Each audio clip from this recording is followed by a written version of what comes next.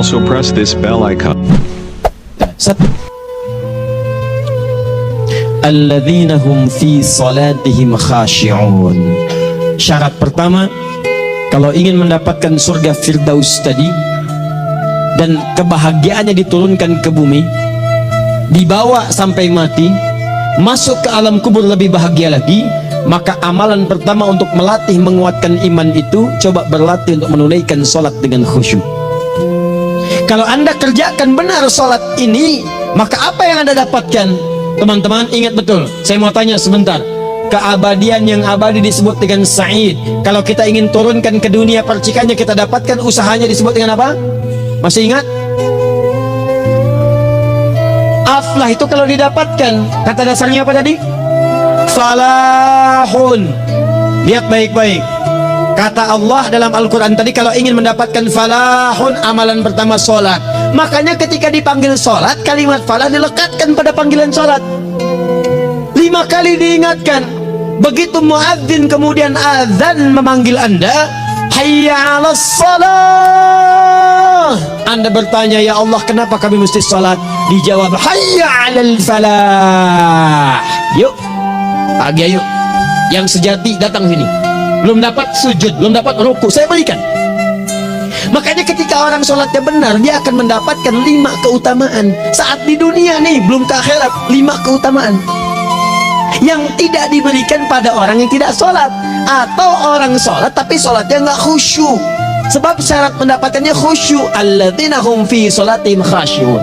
Bukan alladzina hum fi sholatihim saja, tapi ada kalimat khasyi'un. Artinya yang tidak khusyuk saja nggak akan dapat, apalagi yang nggak sholat. Apa yang 5 ini? Lihat baik-baik. 1. Orang yang sholatnya benar, pertama kali sebelum mendapatkan kebahagiaan hakiki dari Allah Subhanahu wa Ta'ala, akan dirubah dulu perilaku hidupnya menjadi perilaku yang lebih baik. Kalau orang itu sholatnya benar, maka sholat itu akan melatih dia untuk berubah, bertransformasi jadi orang baik. Itu ada di Quran surah ke-29 ayat ke-45. Innas sholata tanha anil fahsya'i wal munkar. Sumber keburukan cuma 2, kalau bukan fahsya itu munkar. Maaf, pornografi, porno aksi, LGBT, kata-kata jorok, kotor itu fahsya. Di orang sholat, kata Allah, mustahil berkata-kata kotor. Orang sholat tidak akan pernah mencela. Orang sholat tidak punya kata-kata jorok. Jadi kalau ada sekarang orang yang sholat senang mencela orang lain, itu berarti ada masalah dalam sholatnya, dan dia belum dijamin sebagai ahli surga terbaik, dan hidupnya nggak bahagia. Nggak bahagia, aneh nih. Sholat tapi senang celah orang, aneh. Aneh. Yang paling bahaya adalah menikmati celahannya, itu yang paling aneh. Anda ngaji, Anda ikut taklim, taklimnya sesuai Quran, taklimnya petunjuk sunnah. Anda sholat, Anda puasa, tapi Anda masih senang mencela orang lain dan menikmati celahan itu. Kalau nggak mencela, kayaknya nggak komplit kehidupan. Maka ada yang salah dengan ibadah Anda, ada yang keliru. Karena mustahil taat bertemu dengan maksiat, itu mustahil. Mungkar, keburukan yang diingkari oleh hati, sumbernya nafsu perut dengan akal. Bohong, mencuri, menipu, membunuh, merampok, membegal, mabuk dan sebagainya, itu namanya mungkar. Orang sholat gak mungkin mengerjakan mungkar. Jadi kalau sholat kita benar, cukuplah Anda sholat, maka Anda akan jadi orang baik. Makanya kata Nabi, Anda punya anak dari kecil, ajarin sholat. Sholat kalau naik jadi balik, kerjakan terus. Kasih pelajaran membuat dia mengerti. Kalau masih susah, berikan pelajaran. Ini sering diterjemahkan dengan memukul. Mukul di Arab beda dengan konteks mukul sekarang. Mukul di Arab tuh ngasih pelajaran supaya ngerti. Anda bisa terjemahkan dengan konteks lain. Uang jajannya tahan, yang kesukaannya simpan dulu. Bisa dengan konteks kekinian. Tapi poinnya, kenapa anak Anda dari kecil ajarin sholat, sampai kenalkan dengan masjid, ajari 3 tahun bawa ke masjid, kenalkan dengan masjid. Gak ada masalah lari-lari itu sebelum waktu sholat. Kenalkan dulu. Dulu orang-orang tuh begitu, sebelum waktunya dikenalkan jalan, begitu lari biarin dulu. Setelah itu diberi pengertian. Nah, ini bukan tempat berlari, yang berlari di sana nanti, yang di sini nanti akan ada orang-orang baik semuanya. Terus anda lihat berbaris-baris rapi. Kalau pengen baik, ikutan baris nanti. Terus nanti ada yang mimpin di depan, namanya imam. Imam itu siapa ya? Tetangga kita bukan yang Pak Imam, bukan. Bukan. Kalau tetangga kita namanya Imam S. Arifin. Kalau yang ini imam sholat namanya. Imam sholat itu nanti akan pimpin menyembah Allah. Allah siapa ya? Allah itulah yang memberikan ayah rizki.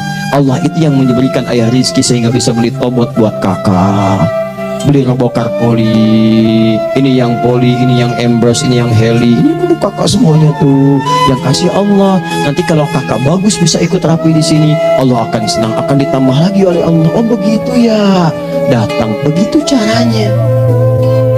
Ini bukannya waktu sholat belum dikenalin tadi bawanya main-main di masjid. Bahkan ada yang agak repot lagi, di rumahnya susah diatur. Ya tuh dibilang, kamu ini susah diatur, main sana ke masjid. Disuruh main, ya main di masjid.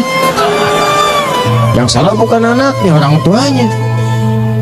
Apa rahasianya anak itu disuruh ke masjid, suruh sholat? Rahasianya, begitu anak itu sholat dengan baik, maka dia akan tumbuh jadi anak baik di kemudian hari. Itu maksudnya.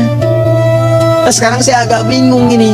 Pendidikan TK sekarang salah sih enggak, cuma saya agak bingung mikirnya. Ini anak belum diajarin sholat, udah diajarin manasik. Itu bagaimana cara berpikirnya Ferguson? Agak repot saya mikirnya tuh. Ya, walaupun salah sih enggak, cuma saya bingung gitu.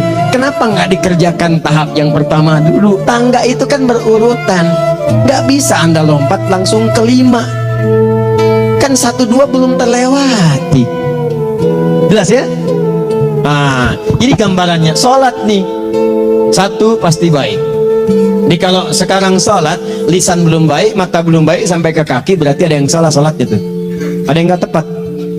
Tangan sembarangan, snack orang ambil. Awas. Tuh sendal orang mau wudhu nggak ada sendal, pakai sendal orang. Udah bilang belum? Kehujanan pakai payung orang, udah bilang belum? Ya kan gampang Ustaz, ini kan juga mungkin diikhlaskan karena Allah. Ya ikhlas, cuman pakainya belum minjam. Bagaimana kalau sedang pegang payung itu keluar, Anda meninggal? Nah, coba mikirin ke situ. Coba ke kantor, kalau didorong proyek yang gak jelas minta tanda tangan, pikirin lu bagaimana kalau meninggal. Kemarin saya sama teman-teman artis saya katakan begini, Anda ya, kalau Anda mengaji dengan saya, jangan pernah menerima peran maksiat. Walaupun itu sekedar adegan, tapi itu maksiat. Kalau bayangkan ketika Anda memerankan itu, Anda diwafatkan oleh Allah Subhanahu wa Ta'ala. Maka demi Allah saya katakan, tidak ada faedahnya Anda ngaji sekarang, ngaji besok. Ketika Anda menerima peran itu, Anda wafat dalam keadaan bermaksiat di hadapan Allah Subhanahu wa Ta'ala. Maka saya pun katakan pada Anda, ayo belajar yang betul, pahami, bangun sholat, belajar, dalami seperti orang tua kita dulu. Tinggalkan nyontek budaya yang gak jelas. Rasakan ketika nyontek Anda wafat, apa yang Anda dapatkan? Di Libya itu kalau nyontek, di Libya ya, di sekolah di Libya nih, itu kalau nyontek dibiarin aja dulu, dan rekornya 100% ketahuan. Begitu sudah selesai, cuma jeda 2 jam, langsung ada panggilan, si fulan silahkan datang ke kantor. Apa yang disediakan di kantor sudah siap. Anda diberi waktu 2 jam dari sekarang, siapkan beres-beres koper Anda. Di sini tertulis Anda akan pulang. Tiketnya sudah lengkap, dikawal 2 orang. Dituliskan di situ anak ini nyontek gak boleh kembali ke sini. Libya. Gak ada, zero tolerance bagi yang seperti itu. Keluar. Kami gak terima di sini. Harusnya begitu. Gak ada faedahnya. Yang kita butuhkan amalan dari ilmu, bukan nilai-nilai itu sementara. Gak ada. Sudah. Nah ini akhirnya begini kualitasnya nih. Tertulis di ijazahnya bagus, kumlot, IPK-nya 4, tapi nggak ada aplikasinya. Yang pintar banyak, kita butuh yang baik, pintar yang baik. Sekarang yang pintar banyak, kepintarannya dipakai untuk nipu orang. Itu yang bahaya. Ahli hukum banyak yang dihukum, ahli ekonomi tidak bisa mengangkat perekonomian. Apa yang salah? Apa yang salah? Ini yang jadi persoalan. Tapi dasar manusia begitu di sidang mulai pakai peci, pakai baju koko, pakai tasbih, dan pakai kerudung. Luar biasa. Nih 2. Orang kalau sholatnya benar, Allah akan berikan ketenangan dalam jiwanya. Tenang hati. Jangankan musibah kecil, musibah paling besar pun tenang aja dia. Tenang, dia paham rumusnya. Allahu Akbar. Turun Quran. Surah ke-13 ayat ke-28. Ala bidzikrillahi tatmainnul. Yakinkan pada dirimu, zikir kepada Allah membuat hati tenang. Di antara turunan zikir amalannya adalah sholat. Dari mana taunya? Quran surah ke-20 ayat ke-14. Innani anallahu la ilaha illa ana fa'budni wa aqimis salata lidzikri. Saya Allah, kata Allah ke Nabi Musa. Tidak ada Tuhan selain saya, sembah saya. Bagaimana menyembahmu ya Allah? Tunaikan salat sebagai zikir kepada saya, zikir. Maka kalau anda sedang tidak tenang, ayo ke masjid. Banyak zikir itu, baca Quran zikir. Quran surah 15 ayat 9. Inna nahnu nazzalna dzikra. Kami turunkan Al-Quran sebagai zikir. Jadi kalau anda sedang baca Al-Quran, anda sedang berzikir. Ibu kalau sedang nggak tenang, bu, gelisah, nggak enak, nggak usah mengeluh, apalagi bikin status gak karuan. Ibu wudhu, ambil mushaf, baca. Begitu sedang baca ada ketenangan dalam jiwa. Berdoa, zikir. Kalau sedang nggak tenang, besok ada proyek, doa dulu. Doa itu memberikan ketenangan. Makanya doa disebut dengan zikir. Quran surah ke-7 ayat 205. Wadhkur rabbaka fi nafsika tadarruan wa khifatan wa dunal jahri minal qaul. Ayo berzikir, minta kepada Allah dengan segenap jiwamu, mohon dengan penuh ketawaduan. Nanti ketenangan diberikan. Menghafal Quran, baca itu zikir. Quran surah ke-54 ayat 17, 22, 32, 40. Walaqad yassarnal Qur'ana lidzikri fahal min muddakir. Menyebut nama Allah, Al-Qur'an itu zikir. Sedang ada persoalan, ya Allah, ya Allah, ya Allah, ya Rahman, ya Rahim, ya Malik, ya Qudus, ya Allah, ya Allah, ya Allah, ya Allah. Zikir. Dalilnya Quran surah kedua ayat 152. Fadhkuruni azkurkum. Sebut namaku, zikir. Aku pun akan mengingatmu. Gimana menyebutnya? Ditafsir di Quran surah 17. Ayat keberapa? 110. Qulid Allah awid Rahman ayyamma tad'u falahul asmaul husna. Sebut nama Allah. Itu menentramkan pada jiwa. Sedangkan sholat gabungan dari semua zikir tadi. Bukankah dalam sholat anda baca Al-Quran? Bukankah dalam sholat anda menghafal Al-Quran? Bukankah dalam sholat anda berdoa? Bukankah dalam sholat anda istighfar? Anda mohon digabungkan semua itu. Amalan sholat menggabungkan semua jenis zikir. Masa anda nggak tenang juga? Makanya sholat, jangankan sholat ya, tempat sholat itu yang menenangkan. Tempat sholat, tempat paling tenang di muka bumi. Kalau nggak percaya silahkan ya, anda sebelum masuk ke Istiqomah ini, begitu anda masuk kan perasaannya beda kan, lain. Silahkan cek, kalau cari ketenangan datang ke masjid, masuk, wudhu masuk, sholat 2 rakaat, tenang, dekat kipas angin, saking tenang plak, ngantuk tidur, beneran enak. Makanya saat Ramadan kalau orang pengen cari ketenangan, lihat di perusahaan-perusahaan penuh tuh musola, pada tidur ya, mengamalkan hadis palsu. Ya, dia musaim ibadah, tidurnya orang puasa ibadah, hadis palsu. Nah, itu teman-teman, itu gambarannya. Tiga orang yang salatnya khusyuk benar, itu dijamin langsung oleh Allah Subhanahu wa ta'ala akan dimudahkan semua urusan hidupnya, termasuk rezekinya. Ini yang saya katakan. Jadi saya katakan tadi, di akhirat ini, di surga, rezeki tinggal ngambil. Anda kalau benar sholatnya, itu langsung dijanjikan oleh Allah. Rezeki itu nggak perlu anda banyak pikirkan, ikhtiar sedikit datang, bahkan dari sisi yang tidak anda duga. Apa dalilnya? Quran surah ke-65 ayat 2 dan 3. Ditafsir di Al-Baqarah ayat 2 dan 3. Wa may yattaqillaha yaj'al lahu makhraja. Ada orang yang meningkatkan takwanya kepada Allah, kami mudahkan urusan hidupnya. Setiap persoalannya diberikan jalan keluar, mudah. Solusi. Setiap ada problematika, ada solusi. Wa yarzuqhu min haitsu la yahtasib. Dan kalau dia ingin mendapatkan rezeki, bahkan kami kirimkan dari sisi yang tidak dia duga. Orang lain capek ini, datang lagi tawaran proyek, datang lagi.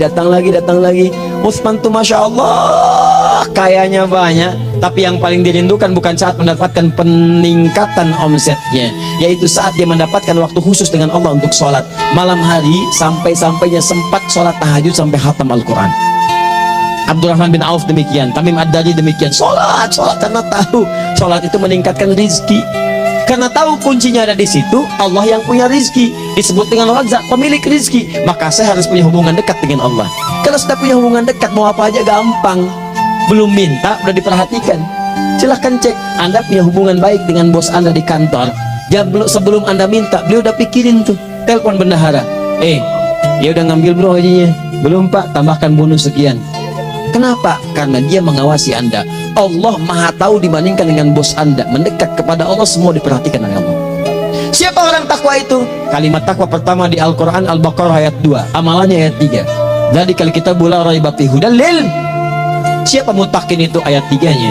Alladzina yu'minuna bil ghaib wa yuqimunas shalah. Gampang. Kalau pengen mudah hidupnya gampang. Biaya nggak mahal, tenaga nggak banyak. Tingkatkan takwa nih. Jadi kalau hidup Anda masih susah, di kantor champion, di rumah tangga bermasalah terus, atau sebaliknya, maka boleh jadi kalau gelar Anda tinggi, harta Anda banyak, tapi selalu punya masalah. Bukan Anda kurang hebat, bukan Anda kurang kedudukan, bukan Anda kurang kaya, Anda kurang takwa. Dan yang paling dahsyat, mungkin sholat Anda belum berkualitas. Orang yang sholatnya benar, khusyuk dia, bahkan saat sholat itu kalau dia minta, maka seketika doanya akan dikabulkan tanpa diskusi, langsung seketika. Contoh Quran surah ketiga ayat 38 sampai 39. Demi Allah saya katakan, Nabi Zakaria punya masalah, masalahnya pelik. Sudah berumah tangga, istrinya divonis menopause, maaf bahkan mandul, gak mungkin punya keturunan. Maka apa yang beliau kerjakan? Secara singkat beliau sholat. Begitu sholat minta kepada Allah. Hunalika da'a Zakaria rabbah. Di mihrab itu beliau bermohon kepada Allah. Bermohonnya sambil sholat. Qala rabbi habli min ladunka dzurriyyatan thayyibah innaka sami'ud du'a. Ya Allah, mereka katakan saya nggak mungkin punya keturunan. Sekarang saya ingin katakan, ya Allah, saya hanya minta darimu saja, saya nggak akan dengarkan mereka. Ya Allah, mohon Engkau maha mendengar, ya Allah. Maha mendengar doa saya. Kalau kepada yang maha mendengar aja nggak mengabulkan, kepada siapa lagi saya mesti minta? Apa yang terjadi? Fanadatul malaikat wa huwa qa'imun yusalli fil mihrab. Turun malaikat mengabarkan sedangkan beliau masih sholat, belum selesai dalam sholatnya. Sholat khusyuk itu belum selesai sholat aja dikabulkan, doa sudah turun. Sholatnya belum selesai, doa sudah dikabulkan.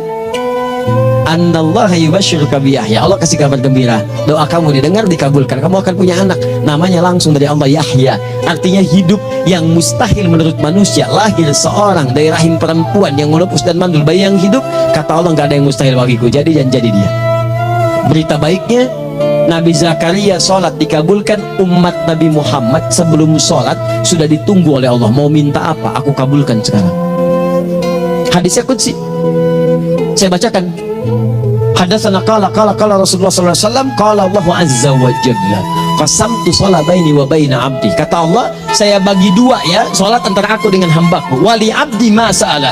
Kalau hambaku benar salatnya, aku berikan apapun yang dia minta sekarang. Idza qala al-abdu alhamdulillahi rabbil alamin.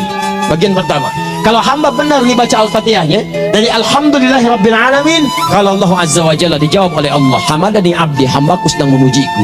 Wa idza qala ar-rahmanir rahim, jika hambaku berkata ar-rahmanir rahim, kalau Allah azza wa jalla asna alayya abdi, hambaku sedang menyanjungku. Wa idza qala maliki yaumiddin, kalau Allah azza wa jalla majjadani abdi, kalau hambaku mengatakan maliki yaumiddin, kata Allah hambaku sedang mengagungkanku. Perhatikan sekarang.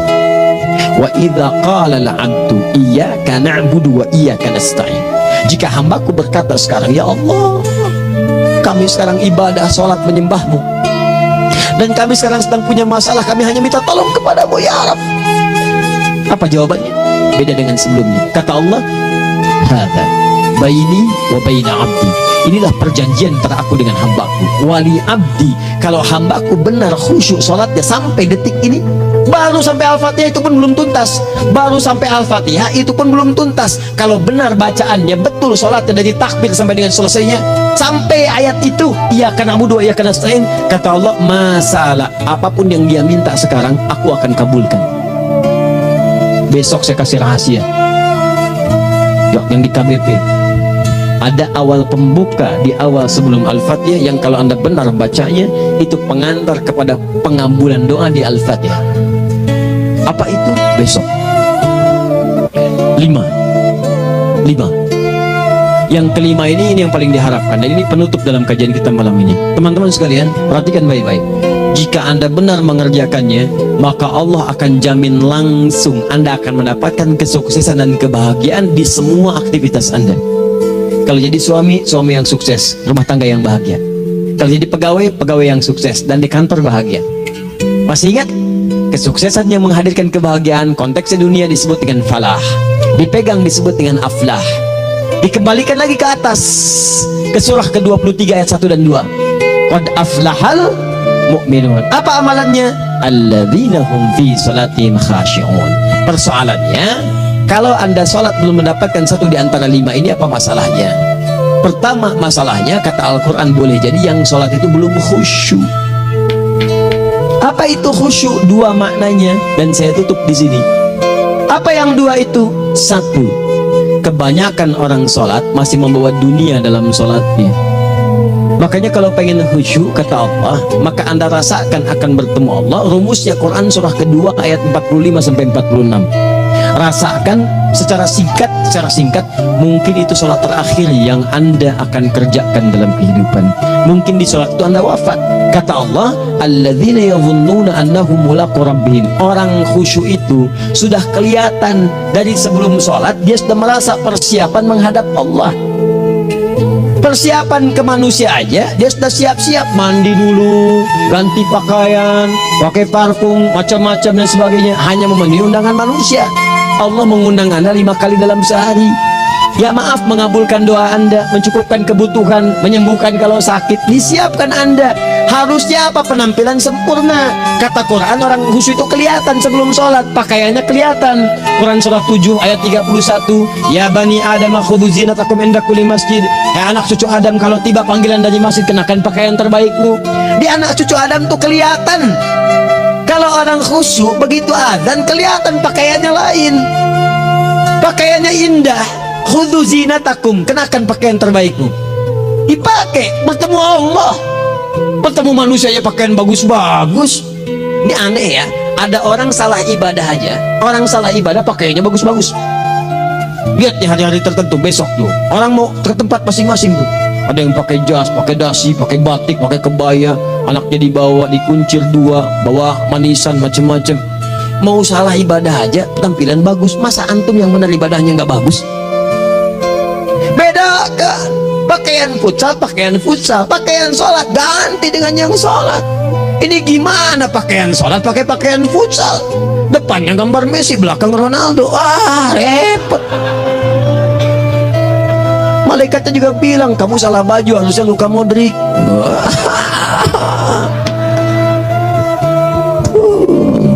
Apalah saya. Nah, yang mau tanya apa? Mourinho dipecat, saya tahu.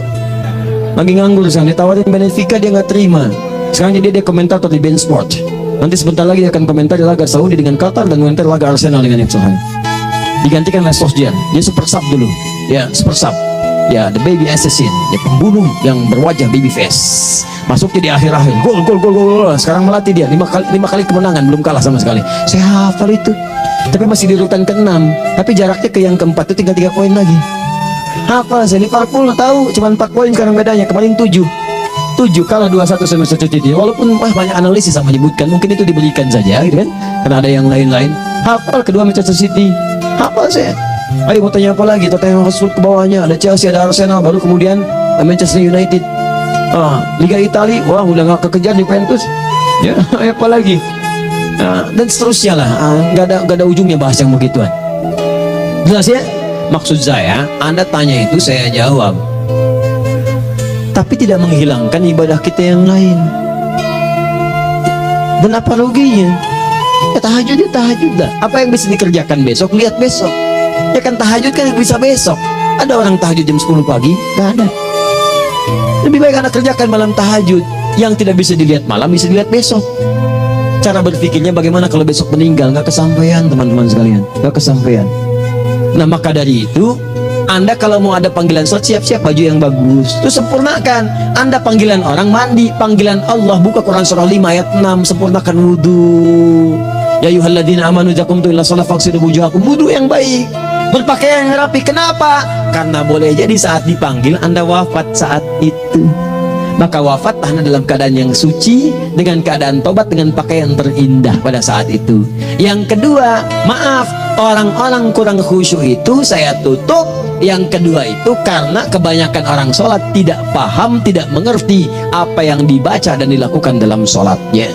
Jujur pada diri sendiri, jawab pada diri Anda. Sampai sekarang Anda sholat, berapa persen bacaan sholat yang Anda pahami? Jangan-jangan selama ini Anda sholat ribuan kali sujud, ribuan kali ruku, gak ada yang paham yang dibaca. Sekian persen yang paham, bagaimana sholat Anda bisa khusyuk? Pekerjaan Anda dipahami, urusan akhirat Anda gak dipahami. Gimana cara berpikirnya? Aku yang bagaimana atau engkau yang harus bagaimana? Ya, coba berubah. Nah, ini baru satu amalan, belum yang lainnya.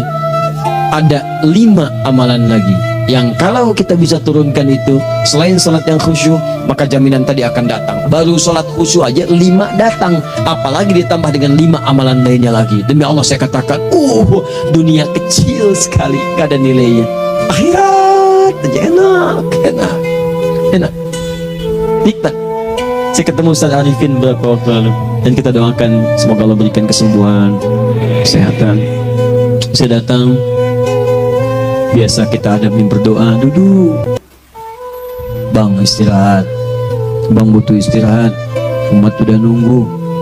Dah, gak usah mikir yang lain, karena beliau cerita masjid, cerita zikro, cerita mana lagi. Insya Allah, ditipin ini, ditipin itu, dan seterusnya. Dan yang paling indah adalah, bang, kita saling panggil weekend. Nikmat, gak ada yang senikmat ini. Zikir. Hey there, subscribe to my channel. And also press this bell icon. Nikmat. Iya bang, saya paham. Istirahat dulu. Banyakkan nanti orang jengkuk. Saya pamit dulu ya, supaya bisa istirahat, supaya tenang. Lama kita pegangan tangan, ngobrol, saling mendoakan. Itu nikmat. Dan cara berpikirnya kalau sudah pakai iman, semua nikmat. Ada uang nikmat, nggak ada uang nikmat, sakit nikmat, karena cara berpikirnya lain. Nanti kita bertemu lagi, saya terangkan pada Anda, dan saya contohkan satu kisah. Bahkan ketika ada orang yang diuji Allah dengan ujian yang sangat luar biasa, yang menurut sementara orang itu ujian sangat luar biasa, menggetarkan jiwanya dan susah untuk bertahan, tapi orang ini nikmat saja menjalaninya. Nikmat. Ada yang di rumah tangga, ada yang di macam-macam, contohnya banyak. Satu contoh saya berikan di malam ini. Sekali suami istri, wah luar biasa. Istrinya itu cerewetnya pak, bukan cuma cerewet, keselin bagi suaminya. Maaf bu ya, bukan ibu maksudnya. Jadi semua yang dikerjakan suami salah. Pengen mangga, ayah, kalau kita sekarang dibeli mangga, kenapa mangga yang ini? Saya pengennya mangga yang lain. Belikan mangga, kenapa beli mangga aja? Jeruknya mana? Jeruk, semua. Pokoknya semua yang dikerjakan suami salah. Tapi suami tidak pernah mengeluh. Ini kerjakan, itu kerjakan. Satu kali, perhatikan cara memandangnya. Ketika iman sudah masuk ke dalam jiwa, kata temannya, akhi, istri kamu ini begini, nyusahin kamu, kenapa kamu gak cari yang lain? Kan gampang, ada syariat, udah pisahin aja, cari yang lain, kamu tenang ibadah. Apa jawabannya? Hei, Allah sudah turunkan surga ke saya lewat dia, kenapa kamu meminta saya untuk menjauhinya dan meninggalkan surga saya? Ini cara melihat dia.